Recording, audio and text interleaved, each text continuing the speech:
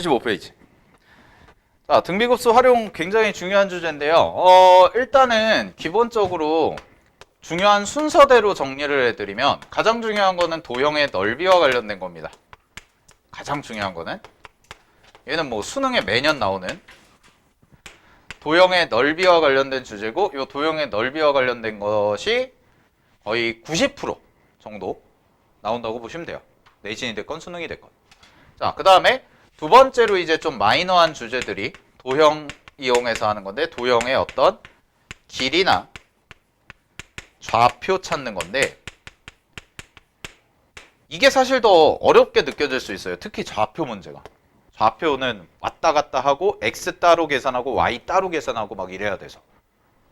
근데 수능에서는 철저하게 이 넓이와 관련된 것만 출제를 합니다. 넓이와 관련된 것만 출제를 해서 요거를 이제 중점적으로 아마 요거는 이제 다음 시간까지 이어서 좀 다뤄볼 거고요. 그 다음에 길이 좌표 같은 경우가 있고, 그 다음에 세 번째 같은 경우는 이제 이것을 제외한 나머지 막 되게 마이너한 주제들, 뭐 75페이지에 나와 있는 순환소수 이런 거, 순환소수 이런 거는 내신에서도 잘 안 나와요. 이거는 진짜 마이너한 주제라서 그냥 뭐 어떻게 푸는지만 그냥 간략하게 보고 갈 건데, 어쨌든 간에 우리가 좀 봐야 되는 거는 이 도형의 넓이라는 것에 대해서 좀 설명을 해드릴 거고요. 오늘 기본적인 개념 정도만 설명을 하면 끝날 것 같은데, 자, 75페이지는 그냥 말로 설명하고 넘어갈게요. 중요한 주제는 아니라서. 자, 순환소수라는 것을 뭘 이용해서 나타낼 수 있다고 그랬냐면 등비급수를 이용해서 나타낼 수가 있대요. 순환소수가 우리 중학교 2학년 때 배우는 건데, 그래서 뭐 등비급수를 이용해서 보면 어떤 식으로 가는 거냐면 그냥 이렇게 가겠다는 거야. 보기 1번 그냥 간단하게 봐봐. 보기 1번에 0.23 땡땡이라고 나와 있는 친구가 있거든. 그럼 얘 같은 경우에는 어떤 뜻이냐면 얘는 0.23, 23, 23 이렇게 가는 애들이죠. 그죠? 근데 여기에서 봤을 때 얘가 소수 첫째 자리, 둘째 자리, 셋째 자리, 넷째 자리, 다섯째 자리 이런 식으로 가잖아. 그러면 얘를 어떻게 해석을 하냐면 얘를 분수꼴로 바꾸는데요. 자, 이렇게 가겠다는 거예요. 10분의 2 더하기 10의 제곱분의 2. 세제곱분의 2겠다. 세제곱분의 2. 그 다음에 10의 5제곱분의 2. 이렇게 가는 애들. 과 더하기 3이라는 것은 이제 두 번째 자리부터 시작을 하죠. 그럼 두 번째 자리부터 시작하니까 10의 제곱분의 3 더하기 10의 4제곱분의 3 이런 식으로 가는 애들. 그래서 아까 얘기했던 홀짝 규칙성이 분리가 되는 형태가 될 거예요. 그러면은 얘 같은 경우에는 어떻게 될 거냐면 요거는 등비수열 공식 쓰면 공비가 100분의 1이죠. 그래서 100분의 1 써주고요. 그 다음에 앞에 2는 곱해질 거고 초항이 10분의 2겠죠. 그냥 초항이 10분의 2다. 이렇게 됐습니까? 이런 식으로 계산하고요. 더하기 뒤에 쪽 같은 경우에는 어떻게 가는 거예요? 1 마이너스 얘도 마찬가지로 공비는 두 칸씩 가니까 100분의 1이 되겠죠. 소수 둘째 자리, 넷째 자리, 여섯째 자리 이렇게 가니까. 오케이? 그 다음에 첫째 항이 얘는 100분의 3 정도다 라고 해서 이렇게 계산하는 거다만 알고 계시면 돼요. 알겠죠? 오케이. 그래서 자릿수와 관련된 내용을 이제 순환소수를 이용해서 계산하는 건데 뭐 그다지 중요하진 않습니다. 그냥 그렇구나 하고 넘어가시면 될 것 같고요. 자, 76페이지 가보실게요. 76페이지에 이제 도형에서의 등비급수의 활용이라고 되어 있는데 별표 5개 치시고요. 자, 도형에서는 뭐 도형이 가장 중요하긴 한데 그 중에서도 가장 중요한 거는 저기 아까 써드린 것처럼 넓이와 관련된 게 매년 출제가 됩니다. 넓이와 관련된 게 매년 출제가 되고 길이와 좌표 같은 경우에는 출제 가능성이 뭐 5% 미만 정도다 생각하시면 돼요. 거의 출제가 안 될 거예요. 그래서 우리는 넓이 쪽을 좀 중점적으로 다뤄볼 건데 일단 교과서에서 교육과정에서 말하는 걸 한번 해보면 자, 도형의 길이와 넓이가 자 거기 밑줄 일정한 비율로 한없이 작아질 때 밑줄 치세요. 그러면 일정한 비율이 바로 뭐에 해당이 될 거냐면 등비급수의 공비에 해당이 될 겁니다. 공비에. 자, 일정한 비율이라고 나와 있고요. 자, 그랬을 때 도형의 선분들의 길이의 합이나 넓이의 합은 등비급수를 이용하여 다음과 같은 순서로 해결한다 라고 되어 있는데 첫 번째 보시면 자, 도형의 닮음을 이용해서 도형의 성질을 이용해서 닮음인 도형들의 첫 번째 도형의 길이 그 다음에 두 번째 도형의 길이 뭐 이런 걸 구한대요. 그런 다음에 2단계에서 보시면 1단계에서 각각 구한 값들을 이용해서 급수에서 이웃한 사이의 B를 구하고 이 급수가 첫째 항이 A, 공비가 R인 등비급수임을 확인한 다음에 공식 써서 풀어라 라고 돼 있거든. 이렇게 푸는 사람은 없습니다. 공부를 제대로 했다면 등비급수 도형 문제를 푸는데 이렇게 푼다 라는 것은 바보 인증이에요. 자, 잘 보세요. 실제 나왔던 기출문제들을 하나 그냥 보여드리면 뒤쪽에 어디 펴보시냐면 최근에 나왔던 거 볼까요? 104페이지 한번 펴보실래요?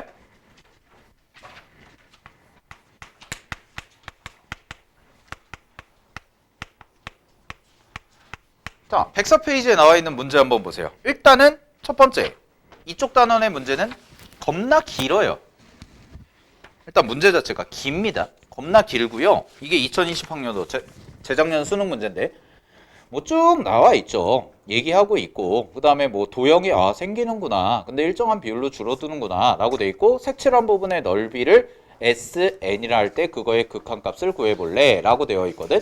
자, 아까 교육과정에서 설명한 거 잠깐 다시 한번 얘기를 해드리면 교육과정에서는 이렇게 가르치고 있어요. 첫 번째로 생기는 도형의 넓이 구하고 두 번째로 생기는 도형의 넓이 구해서 첫 번째 넓이와 두 번째 넓이의 길이의 비를 공비로 처리한다 라고 가르치거든. 근데 문제가 뭐냐면 두 번째 도형의 넓이를 구하는 게 어렵다는 거예요. 어렵다는 거예요. 그리고 두 번째 도형의 넓이를 구할 필요조차 없다는 겁니다. 자, 그래서 여기를 다시 한번 보세요. 잘 봐. 우리가 결국 계산을 해야 될 도구는 1-R분의 초항이라는 요 공식만 사용할 수밖에 없습니다. 등비급수에서는. 그러면 요 공식을 사용하는데 내가 필요한 도구를 살펴보면 첫 번째, 첫째 항이죠. 첫째 항은 얘는 무조건 구할 수밖에 없어요. 이거는 안 구할 수가 없어요. 첫째 항은 무조건 구해야 돼요. 그럼 문제가 안 풀리니까. 오케이? 자, 근데 이제 교재에서 말하는 건 이거야. 첫째 항을 구하고 둘째 항을 구한 다음에 그 두 개의 관계를 살펴볼래 라고 돼 있거든. 근데 그 방법이 잘못됐다는 거야. 두 번째 항을 직접 구하지 않습니다. 우린 절대. 두 번째 항을 직접 구하지 않고 우린 뭐만 찾으면 되냐면 얘만 찾으면 되죠. 근데 얘는 풀었으면 이런 얘기거든. 잘 봐. A1과 A2 사이에 비율 관계예요. 비율 관계. 근데 대부분의 수능이나 모의고사에 출제되는 등비급수 도형의 내용들은 전부 얘를 이용한 형태가 많습니다. 얘를 이용한 형태가. 그럼 닮은 비라는 거 우리 생각해 보면 닮은 비는요. 닮음인 도형의 뭐예요? 길이의 비죠. 그지? 닮음인 도형의 길이의 비죠. 그럼 잘 봐. 우리는 닮음이라는 것을 이용할 거기 때문에 관계만 알면 돼요.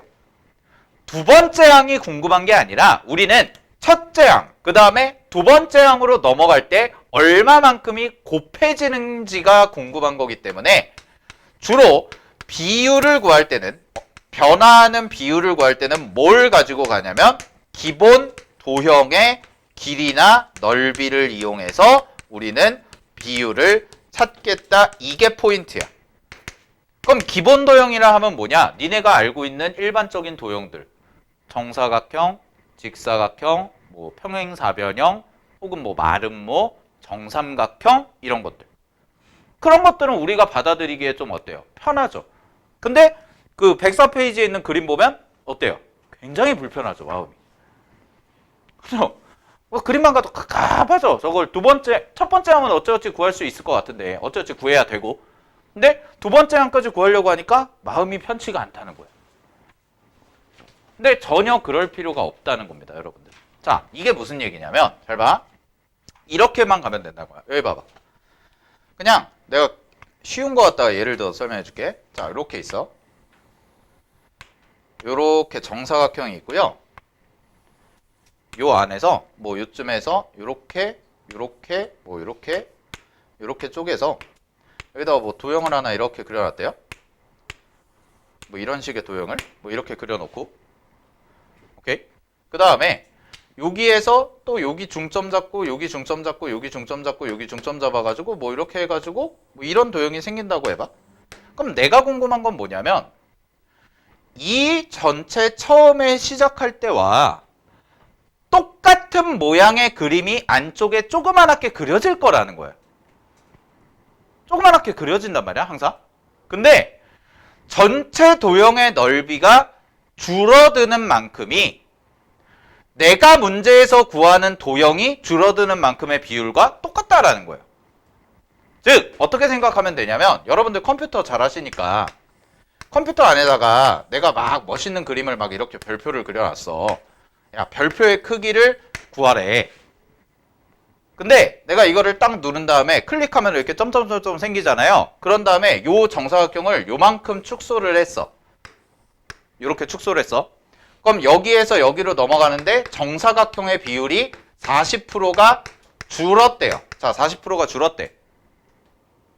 그러면 요 안에 있는 이 별표의 크기도 어떻게 되겠니? 똑같이 40%로 줄을 거다라는 거예요.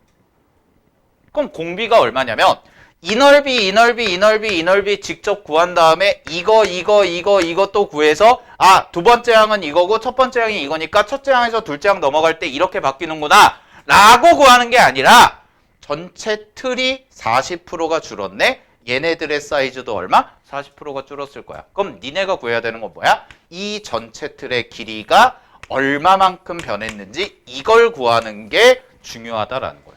이게 등비급수 도형을 푸는 데의 기본적인 마인드예요. 알겠죠? 그러니까 여러분들이 첫째 항 구하고 두 번째 항 구해서 두 번째 항이랑 첫째 항을 관계를 비교하는 게 아니라 이 전체 틀이 얼마만큼 변했는지만 알아도 얘 구하는데 지장이 없다는 거예요. 공비를 구하는데. 알겠어? 그리고 훨씬 더 계산이 쉬울 거라는 거예요. 오케이? 우리는 뭐만 구하면 되니까? 비율만 구하면 되니까. 자, 그런 식으로 접근해 나갈 건데, 자, 그거를 이제 다음 주에 계속 이어서 난이도별로 쭉 풀어볼 건데, 하나 제가 예시를 들어서 해드릴게요. 102페이지 봐봐. 102페이지에.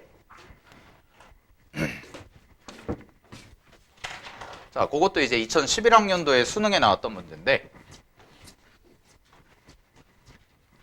그걸 갖고 제가 기본적인 걸 좀 설명을 해드리고 오늘 마치도록 할게요. 자, 거기 수능 특강 2번 보시면 자, 가보겠습니다. 수능 특강 2번 문제를 보시면 뭐 길이가 있어요. 뭐 문제 길어요. 근데 문제 긴 거는 중요한 게 아니에요. 여러분들은 그림 보시면 돼요.